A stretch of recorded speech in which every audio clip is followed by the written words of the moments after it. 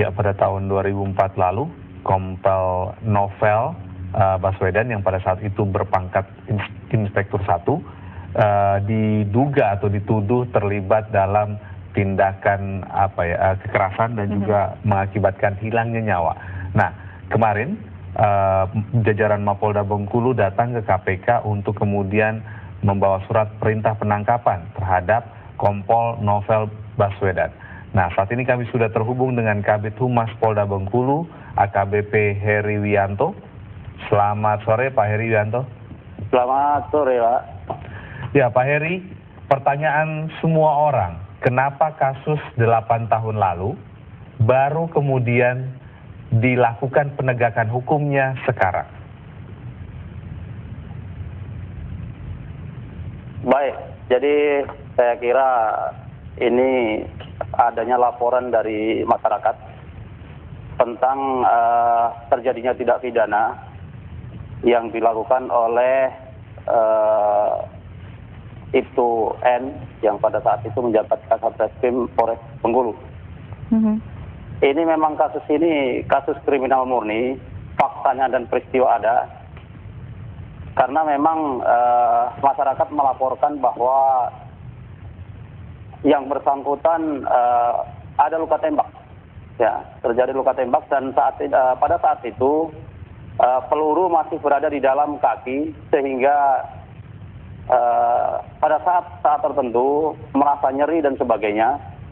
Oleh sebab itu warga meminta kepada kita melalui pengacaranya untuk segera melakukan pembukaan atau pengambilan proyektil, kemudian dengan permintaan untuk proses lanjut di dalam pemeriksaan penyidikan. Iya. Itu tahun kapan, Pak? 2004 lalu kan? 2004 lalu, ya. Nah, kenapa kemudian setelah 8 tahun kasus ini dibuka kembali? Padahal Kompol Novel Baswedan pada saat itu mungkin masih Inspektur 1 kalau tidak salah, sudah diajukan dalam sidang kode etik profesi dan dinyatakan bersalah. Iya. Jadi saya kira proses sidang disiplin di dalam ketentuan bahwa itu tidak mempengaruhi proses kriminal, ya. Jadi proses disiplin yang sudah dijatuhkan kepada yang bersangkutan itu tidak mempengaruhi proses hukum disiplin kriminal. Ya, ini merupakan kriminal murni yang memang harus kita tangani. Ya, karena memang ini juga ada permintaan dari warga. Ya. Pak Heri, apa kesulitan yang dihadapi oleh polisi sehingga butuh 8 tahun untuk menaikkan dari tingkat penyelidikan ke tingkat penyidikan? Saya kira bukan kesulitan karena memang masyarakat melaporkan baru beberapa bulan yang lalu, bahkan beberapa hari yang lalu. Ya, proses itu atau permintaan itu baru beberapa bulan yang lalu. Itu juga dilakukan oleh warga. Jadi kita setelah ada permintaan untuk melakukan proses atau tindakan hukum, karena memang di dalam kesehariannya masyarakat ini merasa terganggu, ya, merasa terganggu bahwa pada setiap saat tertentu itu merasa sakit. Dengan adanya laporan tersebut, secara otomatis karena itu ada peristiwa, penyidik Polda Bengkulu akan melakukan penyidikan terhadap kasus tersebut. Ya. Baik, kita coba rekonstruksi sedikit. Saya ingin konfirmasi apakah betul laporannya dari korban bernama Erwansyah dan juga Dedi Mulyadi, Pak? Betul. Ya. Oke, yang melaporkan 2 orang, Pak, ya? 2 orang. Oke, ya. Mereka tertembak di kaki bagian sebelah mana, Pak? Untuk lelaki Dedi Mulyadi itu tertembak di kaki sebelah kanan. Ya, di kaki sebelah kanan. Kemudian untuk Irwansyah itu di kaki sebelah kiri, ya, sebelah kiri dari atas. Kemudian peluru itu menempel di tulang, ya, di tulang. Ya. Mengapa mereka menjelaskan kepada pihak kepolisian mengapa pada tahun 2004 ketika pertama kali mereka mengaku ditembak tidak langsung dioperasi sehingga menunggu dulu 8 tahun kemudian baru mengajukan bantuan kepada pihak kepolisian untuk operasi. Saya ingin konfirmasi. Jadi semua biaya ditanggung oleh pihak kepolisian untuk proses operasinya? Betul betul. Jadi kemarin setelah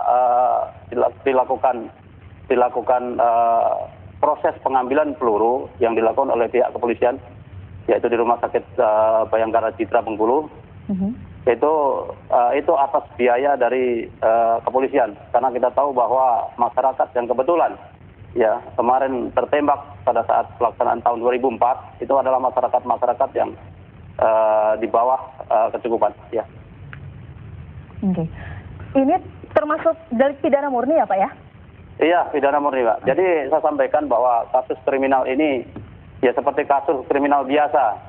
Jadi tidak berlebihan, tidak seperti kasus-kasus besar. Ini merupakan proses penanganan kasus kriminal biasa, Pak. Ya. Pak, bukankah dalam tindak pidana murni tidak butuh delik aduan, Pak? Halo Pak Heri? Iya, betul Pak. Nah, jadi ini bukan delik aduan. Jadi kalau kita mengetahui sebuah peristiwa, ya, karena kebetulan setelah beberapa waktu yang lalu dilaporkan, kemudian dari penyidik membuat laporan polisi, kemudian kita lakukan proses sidik selanjutnya. Berarti polisi bergerak setelah ada laporan kan Pak? Betul, iya. Nah itu berarti kan menunggu adanya delik aduan kan Pak? Bukan, ini bukan delik aduan, delik pidana murni. Kriminal murni. Oke Pak, kalau pidana murni, tadi Anda katakan bahwa sudah ada sidang kode etik profesi. Itu kemudian tidak membuat penegakan hukum berhenti. Nah, kenapa pada saat itu pihak Polri tidak melanjutkan ini? Dalam arti karena ini dianggap tindak pidana murni, kemudian diproses Pak. Itu Novel Baswedan ini, Kasat Reskrim kalau tidak salah pada saat itu. Iya betul. Jadi saya kira begini Mas, karena memang sekarang ini zamannya transparansi, sehingga kalau mungkin dulu masyarakat masih takut dengan untuk melapor ke kepolisian dan sebagainya, pada saat inilah zamannya transparansi sehingga masyarakat berani melapor kepada pihak kepolisian, dan siapa saja yang masyarakat yang tahu dan sebagainya, saya kira bisa mengawasi proses ini. Ya. Pak, tadi kami sempat mewawancara keluarga. Pihak keluarga sebenarnya sudah menunggu lama. Bahkan ketika ditanya, ia begitu geramnya gitu ya ketika disebutkan nama Kompol Novel Baswedan. Nah, keluarga juga mempertanyakan kenapa baru sekarang kemudian diungkit-ungkit. Bahkan keluarga mengeluarkan pernyataan bahwa mereka tidak ingin, dalam tanda kutip, mohon maaf, dimanfaatkan dalam kasus perseteruan antara KPK dan Polri ini, Pak. Saya kira yang melaporkan di kita, ya saya sampaikan bahwa yang melaporkan di kita adalah korban atas nama Dudi Wahyudi dan Irwansah. Jadi kalau mungkin nanti ada warga yang lain seperti yang mungkin ya kita lihat di media dan sebagainya, memang merasa keberatan dan sebagainya untuk diproses. Tetapi yang dua orang ini, ya dua orang warga masyarakat ini melalui pengacaranya, dia sudah melaporkan kepada kita untuk melakukan proses hukum, apakah itu tidak akan kita proses? Nah, itulah jadi bahan pertanyaan. Saya kira kita akan tetap proses. Kemudian untuk untuk warga yang lain yang menjadi korban, saya kira kalau memang akan melaporkan, kita pun juga akan melakukan proses ini. Oke. Baik, Pak, kita ada narasumber lainnya, ada Pak Hermawanto, kuasa hukum dari Kompol Novel Baswedan. Saya ke Pak Hermawanto. Selamat petang, Pak Hermawanto. Selamat petang. Oke. Saat ini klien Anda dituduh terlibat kasus penganiayaan dan menyebabkan hilangnya nyawa. Komentarnya sejauh ini? Ya, komentar kami adalah orang yang dikorbankan. Kami adalah orang yang dikriminalisasi karena kami sebagai Ketua Pokja Pemberantasan Korupsi dalam proses penyidikan simulator SIM. Dan perlu diingat bahwa kasus ini muncul, prosesnya itu muncul adalah ketika klien kami memimpin proses penggeledahan Korlantas. Itulah baru berjalan tahap demi tahap, satu demi satu. Kalau tadi dikatakan oleh Pak Hari yang mengatakan bahwa ini adalah bukan delik aduan, itu sangatlah aneh ketika proses tahun 2004 padahal secara hukum kepolisian seharusnya memproses sejak saat itu. Karena itu adalah kewajiban hukum, karena itu adalah profesi yang harus dijalankan oleh kepolisian. Mohon maaf saya Tapi potong. menjadi aneh ketika pada saat itu dia tidak melakukan proses itu, dan sekarang ketika klien kami menjadi koordinator penyidikan simulator SIM, justru kasus ini diungkap. Mohon maaf saya potong Pak Hermawanto, kronologis versi klien Anda seperti apa saat itu di tahun 2004? Kejadiannya seperti apa sebenarnya? Kalau berdasarkan informasi yang kami dapat dari pimpinan KPK, ya, informasi kami dapat dari teman-teman di KPK, bahwa klien kami bukanlah orang yang bersalah pada saat itu. Klien kami adalah orang yang menyatakan bahwa karena berdasarkan komando kami adalah Kasat Reskrim pada kala itu, walaupun pada saat itu juga ada wakil Kapolres, Wakapolres, sehingga dia mengatakan sebagai pimpinan, sebagai Kasat Reskrim, saya bertanggung jawab. Itulah dasarnya ketika proses sidang etik yang dilakukan dan dia telah dinyatakan bersalah dalam sidang etik. Dan telah diberikan sanksi. Sehingga proses itu dianggap sudah selesai. Karena itu adalah bentuk sebagai tanggung jawab komando semata. Tanggung jawab dia sebagai seorang atasan. Padahal sesungguhnya dia tidak bersalah. Dia tidak melakukan apapun yang dipertunjukkan itu. Apapun yang dipersangkakan itu kepada dirinya. Tapi dengan itikat baik, dengan jiwa seorang kesatria, dia mengatakan, saya sebagai seorang komandan, saya bertanggung jawab. Sehingga dia dikatakan sebagai tanggung jawab kode etik. Pada konteks sebagai kode etik. Itu sudah cukup dilaksanakan. Dan menjadi aneh ketika kalau misalnya kepolisian dengan dasar bahwa dia merasa bertanggung jawab sebagai tanggung jawab kepolisian, lakukan dong itu tahun 2004, bukan sekarang.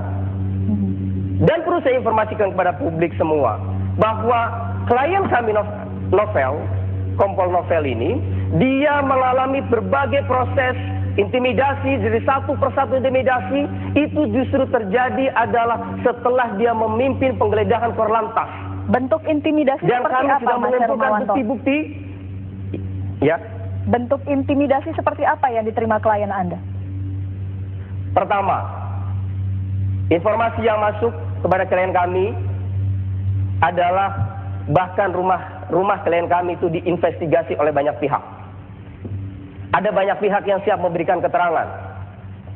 Yang kedua, bahkan ada pengintelan bahwa klien kami itu terus diikuti sejak pasca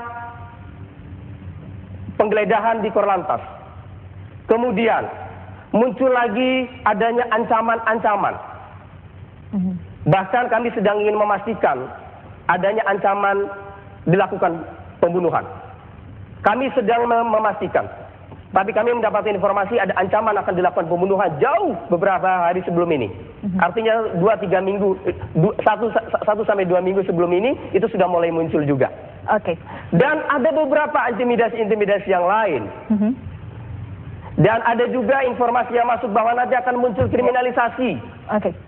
Jadi ini sangat aneh begitu. Kalau dianggap tidak ada hubungan antara proses kriminalisasi ini dengan posisinya klien kami sebagai koordinator Satgas Penyidik Simulator SIM itu sendiri. Baik, ditahan dulu. Kita harus jeda. Tapi satu pertanyaan saya ke Pak Heri Wianto. Pak Heri, pertanyaan publik juga, mengapa kemudian, apa urgensinya, apa daruratnya, sehingga kemudian pihak Polda Bengkulu harus datang ke gedung KPK dan dalam upaya untuk menjemput paksa Kompol Novel. Ditahan dulu jawabannya, kami jeda dulu, pemirsa, kami kembali saat lagi.